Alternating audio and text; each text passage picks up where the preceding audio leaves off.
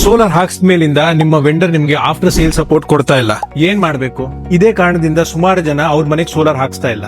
ಯಾಕಂದ್ರೆ solar panel warranty ಬಂದ್ಬಿಟ್ಟು 30 ವರ್ಷವರೆಗೂ ಇರುತ್ತೆ. ಇವತ್ತು ಹಾಕ್ಸಿದವರು ನಾಳೆ ನಿಮ್ಗೆ ಪ್ರಾಪರ್ ಸಪೋರ್ಟ್ ಕೊಡ್ಲಿಲ್ಲ ಅಂದ್ರೆ ನೀವ್ ಏನ್ ಮಾಡ್ತೀರಾ? ನಾನ್ ನಿಮ್ಗೆ 2 ದಾರಿ ತೋರಿಸ್ಕೊಡ್ತೀನಿ.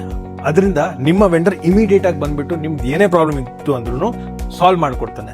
ಮೊದಲನೇದು ಏನು ಅಂದ್ರೆ MNRE ಕಡೆಯಿಂದ 22 ಜೂನ್ 2026ಗೆ ಒಂದು ನೋಟಿಸ್ ಜಾರಿ ಮಾಡಲಾಗಿದೆ.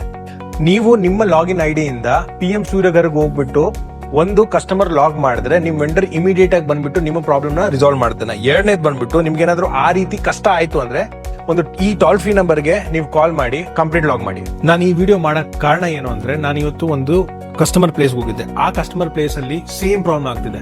4 ವರ್ಷ ಆಗಿದೆ ಅಂತೆ. 4 ವರ್ಷದಿಂದ ಆ ವೆಂಡರ್ ಒಂದ್ಸತಿ ಬಂದು ಕೂಡ ನೋಡಿಲ್ವಂತೆ. ಫೋನ್ ಮಾಡಿದ್ರೆ ಫೋನ್ ಎತ್ತಲ್ವಂತೆ. ಒಂದೊಂದ್ಸತಿ ಫೋನ್ ಎತ್ತುತ್ತಾರೆ, ಇಲ್ಲ ಸರ್ ಇವತ್ತಾಗಲ್ಲ ನಾಳೆ ಆಗಲ್ಲ ಅನ್ಬಿಟ್ಟು ಅವ್ರ ಮನೆಗೆ ಬರ್ತಾನೆ ಇಲ್ಲ. ಆ ಕಸ್ಟಮರ್ ಇವಾಗ ತುಂಬಾ ಟೆನ್ಷನ್ ಅಲ್ಲಿ ಇದ್ದಾರೆ. ಏನ್ ಮಾಡ್ಬೇಕು ಅಂತ ಗೊತ್ತಾಗಿಲ್ಲ. ನನ್ನ ನಂಬರ್ ಸಿಕ್ಕಿದೆ, ನಾನು ಹೋಗ್ಬಿಟ್ಟು ಆ ಪ್ರಾಬ್ಲಮ್ ರಿಸಾಲ್ವ್ ಮಾಡ್ಬಿಟ್ಟು ಬಂದಿದ್ದೀನಿ.